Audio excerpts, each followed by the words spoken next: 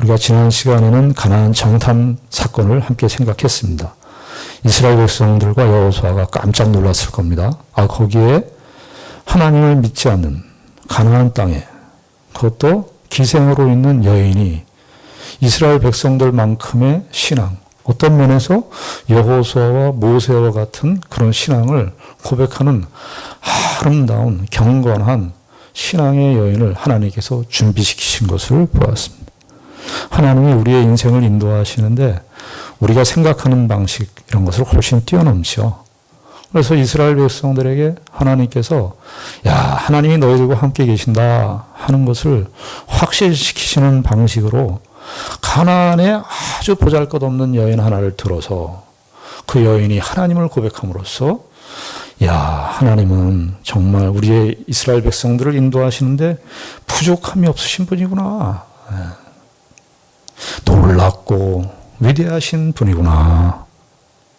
이런 사실들을 그 2장 전체를 통해서 그 라합이라고 하는 그 여인을 들어서 오히려 하나님이 어떻게 행하시는가를 2장을 통해서 보여주셨습니다.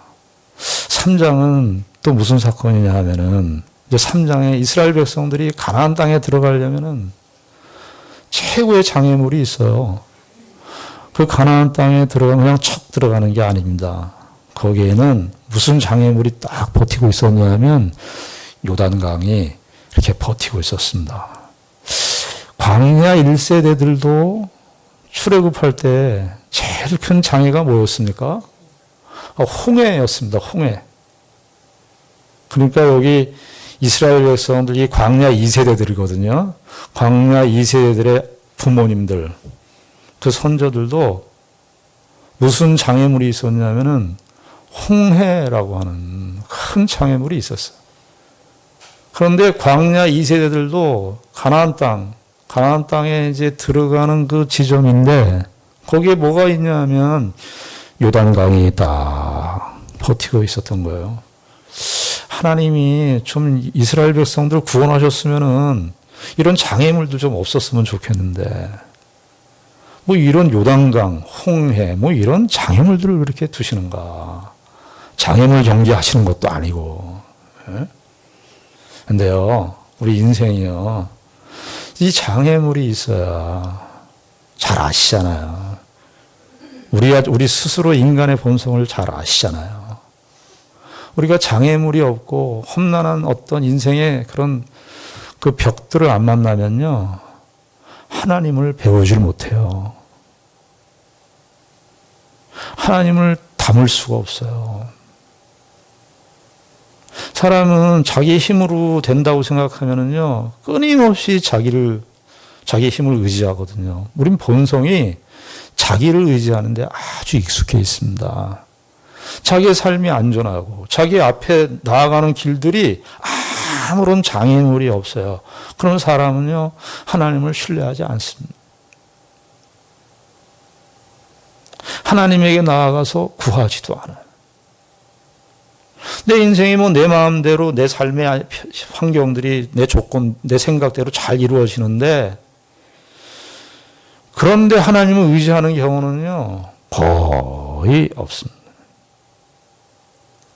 하나님께서 이스라엘 백성들을 가나안 땅으로 인도하시는 하나님이신 것 맞습니다. 인도하실 겁니다만은 장애물을 두십니다. 장애물. 왜냐하면요, 이 장애물이 있어야 자신들의 힘이 얼마나 자신들이 가지고 있는 그 힘, 자신들이 믿고 신뢰하고 있는 이 근거가 얼마나 허약한 줄을 잘 모르는 거예요. 그래서 광야 1세대들도 홍해를 두셨어요. 홍해를. 그리고 광야 2세대들도 뭘 둬요? 요단강을. 그리고 이 요단강이 사실은 평상시에는요, 이렇게 사람들이 수심이 한 60cm나 70cm 정도 돼서 사람들이 이렇게 건널 수 있는 그런 상황인데, 이 하나님이 이 요단강을 이스라엘 백성들 앞에 세웠던 그 시기가 언제냐면요, 이 요단강이 가장 차고 넘칠 때. 요단강에 물이 불어서 이 요단강 위쪽에 가면은 헐몬산이라고 있습니다. 그 헐몬산이 우리식으로 봄이 되면은요 눈이 다 녹아요. 그래서 눈이 녹아가지고 요단강을 거쳐서 이제 사해로 내려가는데 이 요단강에 이 헐몬산에 눈이 다 녹아가지고 요단강 물이 쫙 넘쳐요. 아니 하나님 좀 건너가기 쉬울 때 좀 건너가게 하시지. 사람들이 뭐 60cm, 70cm 수심은 건널 때 그때 좀 건너가게 하시지. 왜 하나님은 이때가 이렇게 되면요 수심이 어느 정도 되냐 하면은 3.6m에서 4m 정도가 돼요. 골리앗도 여기 못 건너요. 네. 그러니까 이스라엘의 땅 그 강 중에 가장 그 홍해 같지는 않지만은 수심이 엄청나게 있고 물살이 이렇게 동해에서 서로 흐르기 때문에 계속 내려오는 거기 때문에 물살은 세고. 좀 하나님 우리도 그런 고백하시지 않습니까? 하나님 왜 이렇게 어려운 일을 우리에게 두셔가지고 왜 인생에 좀 쉽게 가는 일이 있는데 길이 있을 텐데 하나님 왜 그 좋은 시기 놔두고 왜 이렇게 요단강에 그냥 물이 차고 넘칠 때 하나님 우리를 왜 거기 앞에 세우시나요? 우리는 끊임없이 우리의 관심은요 우리 편해지기를 원해요. 인간의 본성이 아무 탈 없고 편하게 좀 했으면 좋고 싶고 그래서 우리가 고난이나 인생의 어려운 일들을 만나면 하나님 왜 또 그러시죠? 제일 먼저 나오는 게 불평이죠. 하나님 저 옆집에 저 친구는 잘 나가는 것 같은데 저 사람은 뭐 별로 하는 것도 없이 인생이 잘 풀리는데 나는 왜 인생이 왜 이렇게 이 모양이 이 꼴일까요? 하나님. 이스라엘 백성들이 그런 표현들을 안 했습니다마는 이게 요단강 앞에 이렇게 물이 차고 넘칠 때 왜 우리가 이 지점에 와서 여기 서 있는가? 하나님을 배울 수가 없어요. 그러면요. 하나님을 알 수가 없어요. 그래서 여기 여호수아 3장에 보면 너로 알게 하시리라. 하나님이 누구인 줄을 너희를 알게 하시리라. 그 핵심이에요. 우리 인생 전체는요. 하나님을 알아가는 거예요. 하나님을 알아가는 거예요. 우리는 삶이 편안해지기를 원해. 우리는 내 삶에 어려움이 없었으면 좋겠다고 생각하는 것이 우리 인생의 사실은 목적이죠. 하나님이 우리에게 갖고 계신 목표는 그 목표가 아니에요. 하나님이 우리에게 갖고 계신 목표는 우리를 하나님을 알아가게 하시고. 근데 우리가 기도하면서 왜 기도의 응답이 이루어지지 않는가? 이런 질문들을 많이 하시는 경우가 있는데요. 그 중에 대표적인 것은 우리의 관심과 하나님의 관심이 달라서 그래요. 우린 끊임없이 편해지기를 원해요. 내 삶에 안전하기를 원해요. 우린 본능적으로 삶의 편안함을 선택하지 삶의 불안한 현실을 선택하지 않습니다. 그래서 하나님이 홍해를 두시고 이스라엘 백성들 광야로 내모시잖아요. 여기 광야 2세대들은요, 가나안 땅에 도착하면 답니까, 또? 가나안 땅에 가니까, 가나안 땅에 그 유혹하는 이방 신들, 바알들, 아세라들, 무수한 그 우상 신들 속에서 겪게 하세요, 겪게 하세요. 여러분들 인생에 참 편한 날이 없죠. 성경식으로 얘기하자면요. 그러면 그게 복된 것이래요. 왜? 그래야 하나님을 믿으니까, 하나님을 신뢰하니까, 하나님을 알아나가니까. 그제서야 우리의 영적인 이 눈을 하나님으로 돌리게 되니까. 자, 그런데 이 3장에 보면은 2장의 주인공은 라합이었는데 3장에서 주인공이 누구냐 하면은요. 여호와의 언약궤입니다. 여호와의 언약궤. 여호와의 언약궤가 3장에서 10번 나와요. 궤, 여호와의 언약궤, 궤. 여기 3장 3절에 보시면은 처음 명령 요단강 앞에 놓고 이스라엘 백성들로 하여금 요단강은 지금 넘실넘실 되는 거예요. 요단강 앞에 넘실넘실 되고 이스라엘 백성들의 초점을 어디로 돌리냐면 여호와의 언약궤로 초점을 돌립니다. 여호와의 언약궤로. 그래서 3절에 보시면 백성에게 명령하여 이르되 너희는 레위 사람 제사장들이 너희 하나님 여호와의 언약궤에 매는 것을 보거든 너희가 있는 곳을 떠나 그 뒤를 따르라. 여호와의 언약궤에 매는 것을 보거든. 그러니까 여기 레위 사람 제사장들이 너희 하나님 여호와의 언약궤에 매는 것을 보거든. 언약궤는 출애굽기에 나오는 언약궤 제도예요. 그러니까 언약궤는요.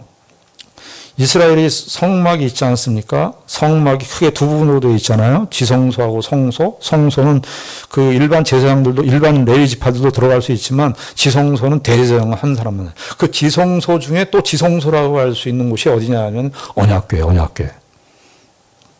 이 언약궤는 그 위에 보호자가 이렇게 앉아 있는데 하나님은 보이시지 않아요. 그 누구를 상징하느냐 하면 언약궤 위에 하나님이 통치하고 계신다.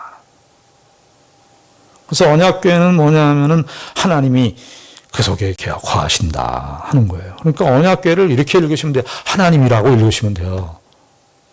너희들 그러니까 하나님이 일어서면 너희들 일어서야 된다. 레위 제사장들이라고 하는 것은 레위 지파가 있는데 레위 지파가 다 제사장이 아니고요. 레위 지파 중에 아론 가문만 제사장입니다. 이 제사장들은 지성소 가까이 성소에서만 활동할 수 있고 다른 레위 지파 사람들은 성물 기구라든지 그 성막 관계된 그 주변에 관계된 일들만 하게 되어 있지 가려서 뽑은 사람이에요. 근데 레위 지파 중에 아론 가문에 있었던 제사장들이 이 언약궤를 매는 겁니다. 그러니까 맨다는 것은 뭐냐면 우리도 제사장들도 누구냐면 이 여호와 하나님의 통치와 인도하심을 받고 따라간다.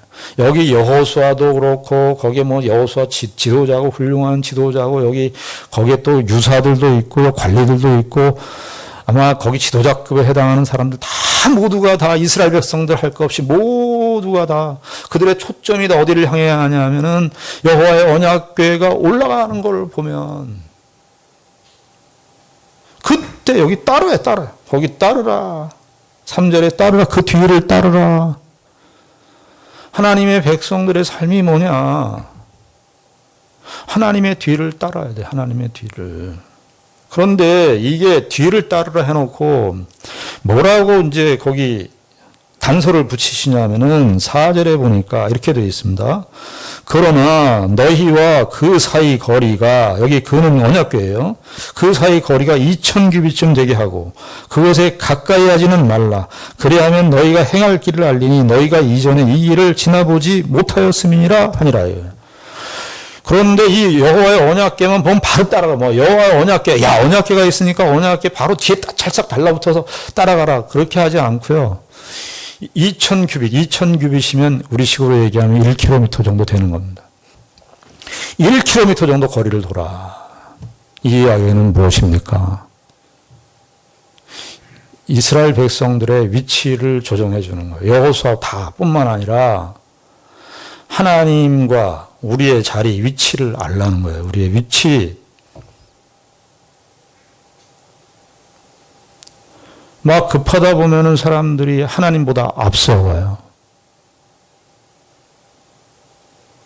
만약에 언약궤하고 이스라엘 백성들의 거리가 1규빗이면은 이 손 끝에서부터 여기 우리 손 팔꿈치까지의 길인데 한 45cm 정도 되는 건데요. 만약에 그런 정도 거리를 두면 사람들이 가다 언약궤보다 막 앞서가요. 여러분, 우리의 인생이 저와 여러분들이 살아오시면서 우리가 하나님보다 앞설 때가 참 많아요. 내가 다 생각해놓고 하나님보다 앞서 그냥. 하나님을 내가 다 생각하고 하나님을 내가 다 판단. 하나님 위에 있어. 하나님 위에.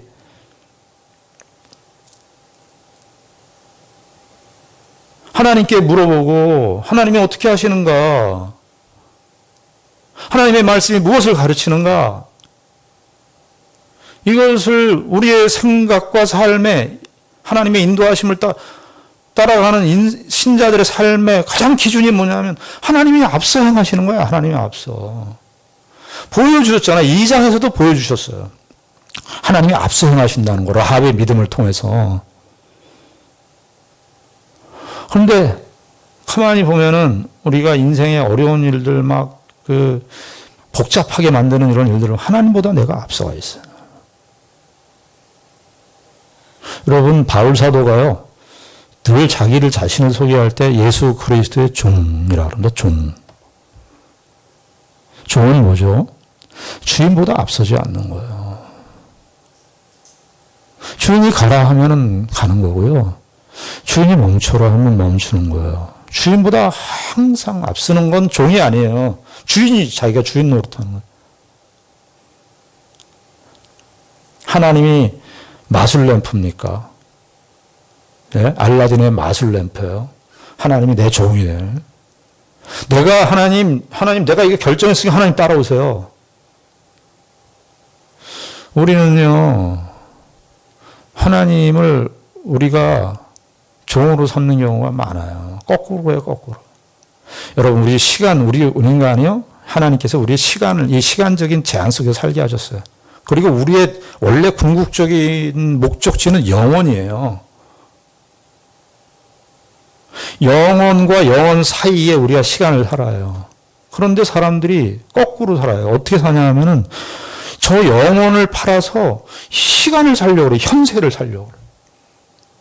하나님까지 다 팔아가지고 내 현실의 만족과 내 현실의 안정을 살려고 그래요. 하나님보다 앞서가는 거예요. 성경은 뭐라고 얘기하냐면은 현실의 시간을 팔아서 영혼을 하라 그러지, 영혼을 팔아서 현세의 시간을 살으라 그러지 않아요. 그리스도인들은 시간감도 다른 거예요. 투자를, 여러분들 주식 투자할 때 어떤 걸로 합니까?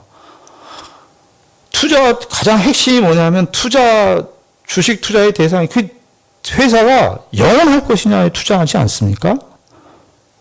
일반 상식적으로 하는 그 주식 투자의 원리를, 장사법의 원리를 왜 신앙의 영역에서는 거꾸로 도입하냔 말이죠.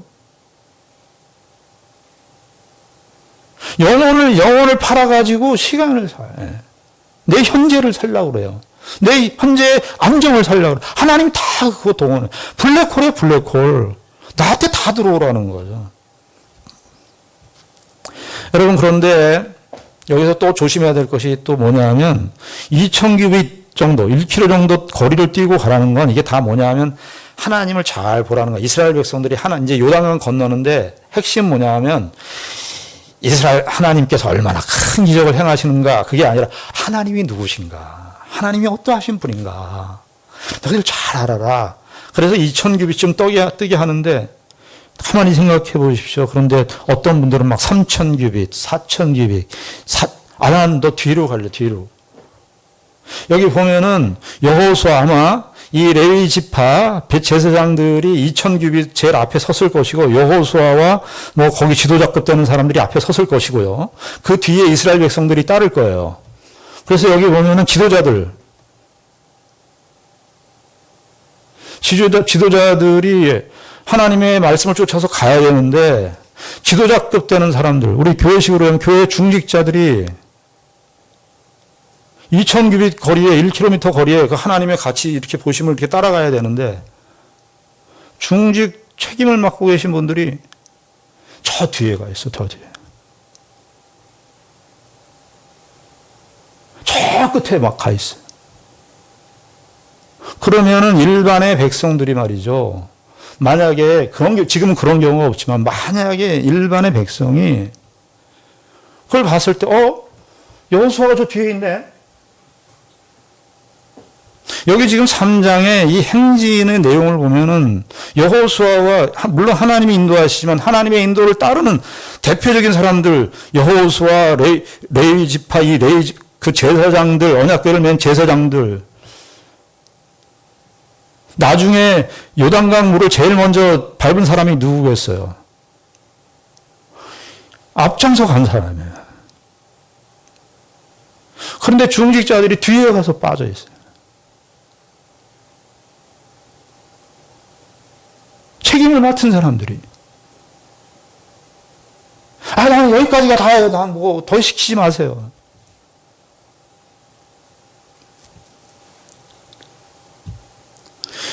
이천규빗집 되게 하라. 이게 참 적당한 거리예요. 하나님의 인도하심을 잘 볼 수 있게. 참 여호수아 시대 때는 이스라엘 백성들, 여호수아와 이스라엘 백성들이 참 모범적이었어요. 그래서 나중에 여호수아 24장에 보면요. 여호수아를 평가하는데 여호수아가 사는 날 동안에 여호수아와 함께 있었던 그 장로들도 다 여호와를 섬겼다. 이렇게 얘기해요. 그러니까 물론 여기 아이성 전투하고 그럴 때 실수가 나옵니다만 전체적으로 여호수아와 함께한 지도자 그룹들이 하나님을 잘 따라서 이스라엘 백성들도 그걸 보면서 잘 따라서 가나안 정복 전쟁의 완수를 그걸 이루게 된 일이 여호수아서에 등장하는 거예요.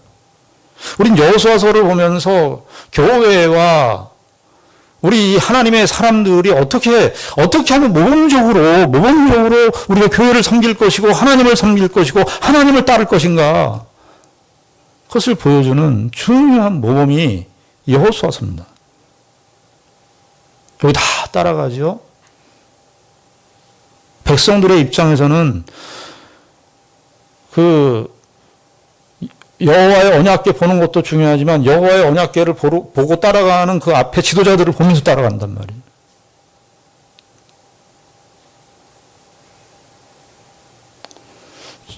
저는 청년 시절에 하나님께서 은혜 주셨던 게 뭐냐면은 전도사님을 그렇게 좋아했어요. 전도사님. 신앙적인 사람들하고 같이 교제를 많이 나눴단 말이죠. 자기 주변에 신앙적으로 살려는 그런 모범적인 사람들이 계세요. 전도사님이 참 젊었을 때 그 전도사님 아니었으면 저도 곁길로 갔을 텐데 전도사님 두 분을 제가 겪었는데요. 난 그냥 전도사님하고 있으면 좋아요. 전도사님. 물론 목사님도 좋아했어요. 목사님도.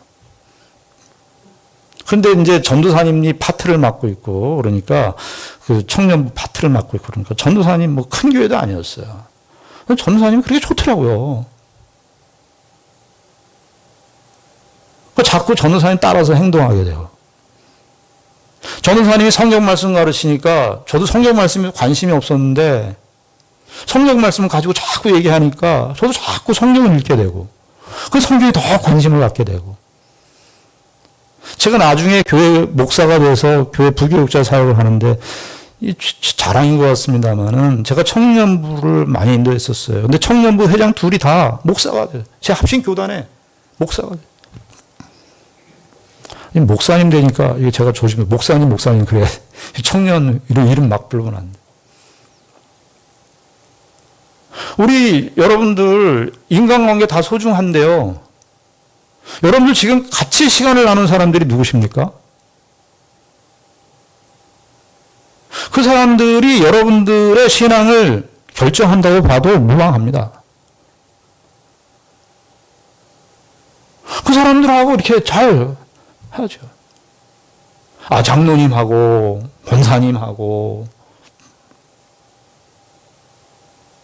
근데 이렇게 교제를 하고 신앙적인 교제를 하고 해야 내가 정말 하나님의 뒤를 따르는 사람으로서 도전도 받고 격려도 받고 여기 다 여호수아 3장의 요단강을 건너는데 하나님께서 그런 일들도 다 섭리하셔서 준비해 주신 사람이 또 얼마나 소중합니까? 자, 그런데 이렇게 하시고 난 다음에 5절에 보니까 이렇게 되어 있죠.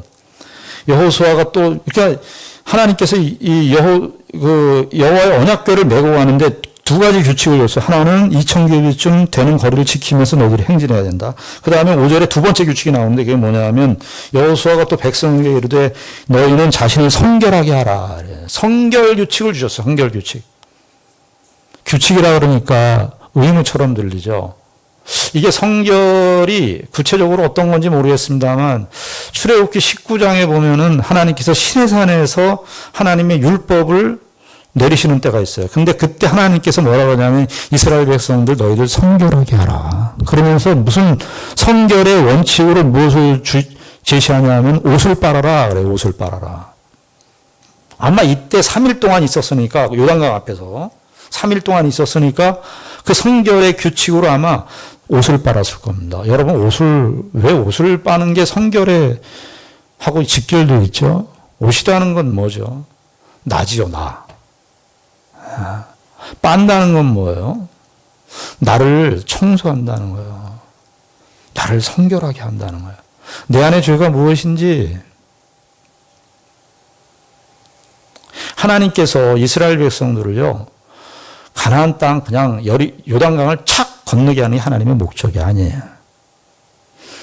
이스라엘 백성들로 하여금 이 성결은요, 여기선 짤막하게 성결이라고 되어 있지만은 창세기, 출애굽기, 그 다음에 뭐죠? 레위기입니다. 레위기를 가리켜서 뭐라 그래요?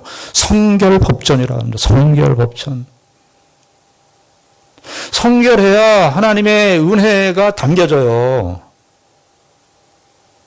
그러니까 하나님께서 출애굽기 하나님의 구원을 말하는 것이고, 구원받은 백성이 하나님의 구원을 잘 유지하고 하나님의 구원이 정말 자기의 것이 되게 하는 방식이 뭐냐 하면은 성결법이에요. 성결법.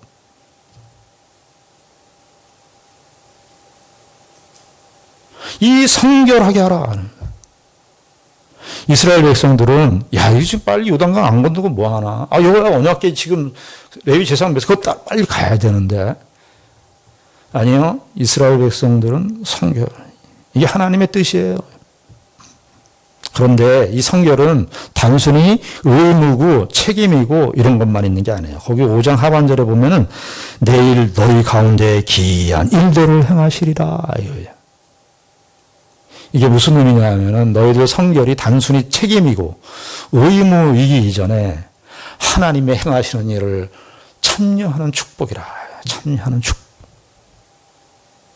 하나님이 이렇게 행하시는 일에 그 하나님이 행하시는 일, 하나님의 그 거룩하신 일, 하나님의 그 영광스러움, 하나님의 하나님다우심을 그냥 하나님다우심으로 그걸 증언하는 것으로 끝내는 것이 아니라 이스라엘 백성들에게 담아주려고.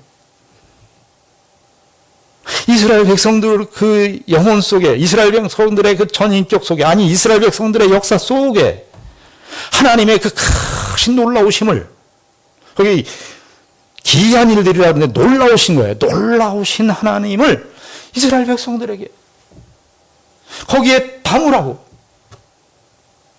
나는 하나님이니까 내가 얼마나 능력 많지, 너희들 전능하지, 잘 알지. 하나님이 잘난 척 하시려고 그런 게 아니에요.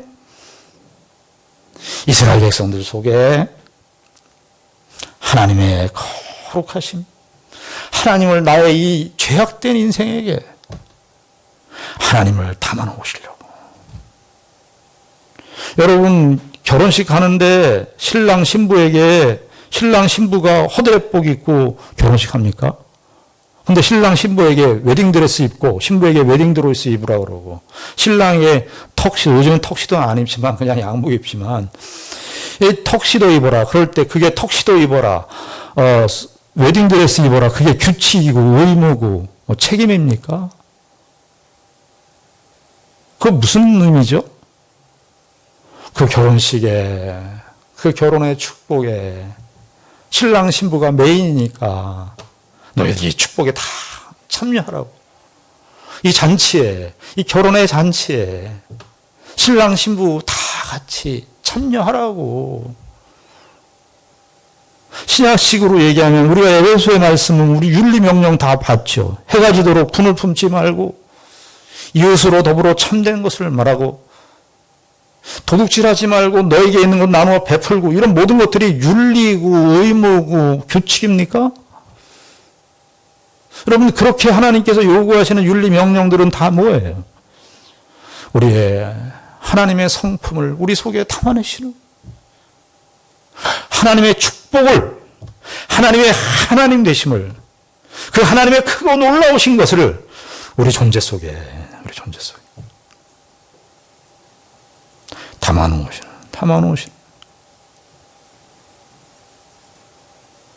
그러니까 예수 그리스도를 믿고 하나님 나라의 백성이 됐다고 하는 거 우리의 인생살이 속에서 여러 가지 일들을 다 겪습니다만 하나님을 안다는 건 그냥 하나님을 지식적으로 안다는 게 아니라 이 하나님을 우리 속에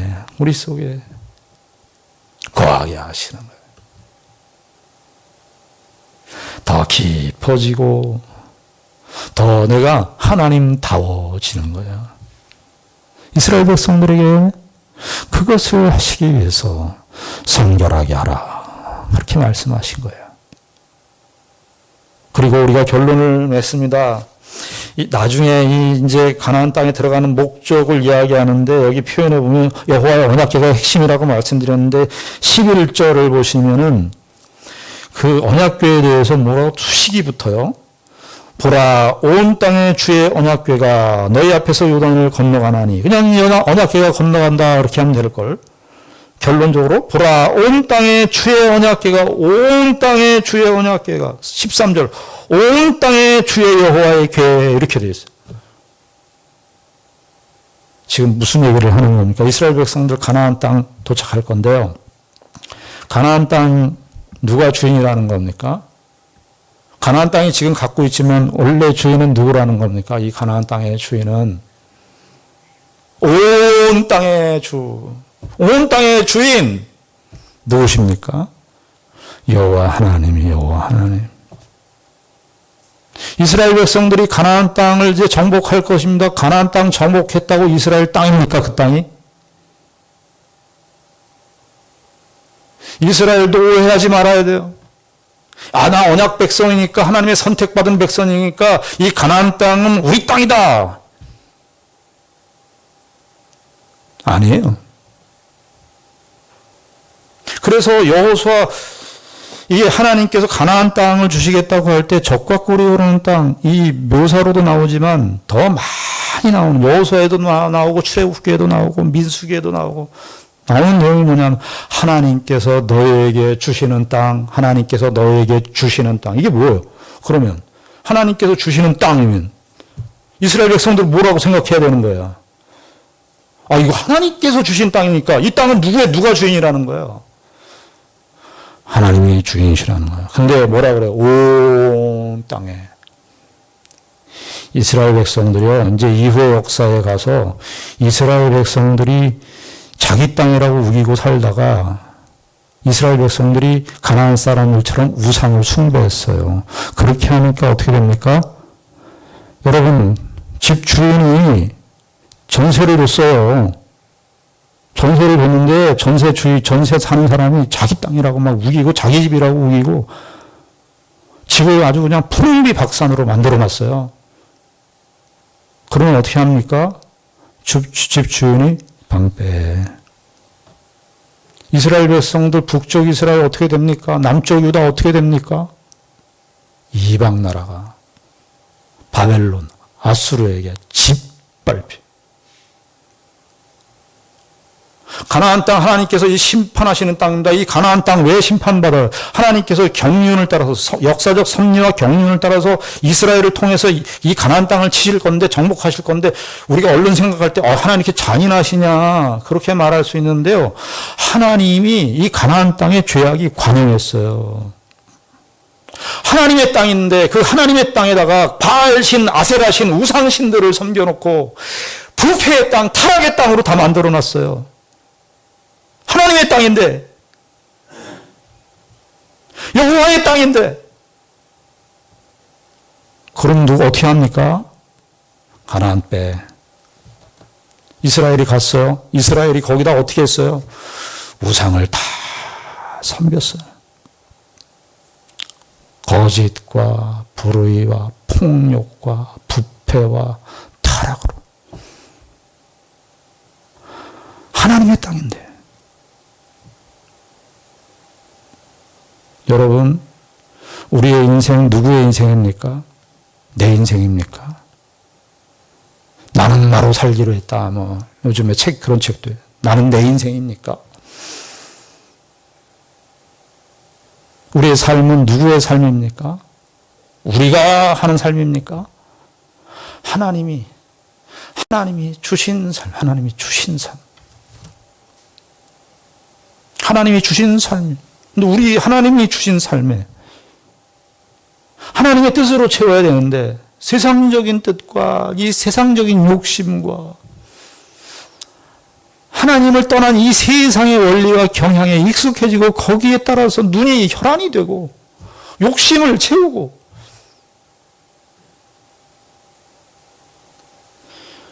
방패, 그래요. 하나님 방패. 여러분, 우리가 하나님께서 이 요단강을 건너게 하시는 이 사건을 통해서 하나님이 누구신가? 하나님이 어떠하신 분인가? 하나님이 우리에게 이 하나님의 놀라우신 영광과 하나님의 하나님 되심을 우리 속에 두고 그 하나님으로 말미암아 살도록 저와 여러분들의 인생을 인도하시고 역사하고 계십니다. 이 하나님의 시선, 이 하나님의 이 관점, 하나님을 배우고 하나님을 알아나간다라고 하는 인생의 궁극적 목적, 이 관점을 놓쳐버리면 우리는 우리의 인생의 그 어떤 것도 해석할 수 있는 실마리를 찾을 수가 없게 되는 것입니다. 저 여러분들이 어떤 형편과 어떤 처지와 어떤 조건 속에서 우리가 살고 있는지는 다 각각 다릅니다만, 그러나 그 모든 것들이 온 땅의 주인이시오 우리의 인생의 주인이신 하나님께서 저와 여러분들의 인생을 통해서 우리를 거룩하고 성결하게 하나님의 뜻을 알아나가고 배우고 그 하나님을 채울 수 있도록 저와 여러분들의 인생길을 인도해 주실 것입니다. 기도하겠습니다. 하나님 아버지 은혜를 감사합니다. 이스라엘 백성들은 요단강 앞에 섰습니다. 그 장벽을 놓서 이스라엘 백성들로 하여금 하나님이 누구이신 줄을 알게 하셨습니다. 아버지 하나님, 우리의 생각과 우리의 삶의 방향이 여호와께로 향하고 있는지 돌이켜보게 하여 주시옵소서. 하나님을 잘 따르고 하나님의 인도하심을 쫓아 주의 말씀이 인도하는 바를 따라서 살아가도록 주님이 인도하여 주시옵소서. 우리 인생에 하나님께서 우리의 인생 속에서 가르치시고 알리시고자 하시는 하나님의 그 하나님 되심을 우리의 삶 속에 채우고 나의 고백 속에 드러나게 하는 귀한 은혜가 있게 하여 주시옵소서. 예수님 이름으로 기도드리옵나이다. 아멘.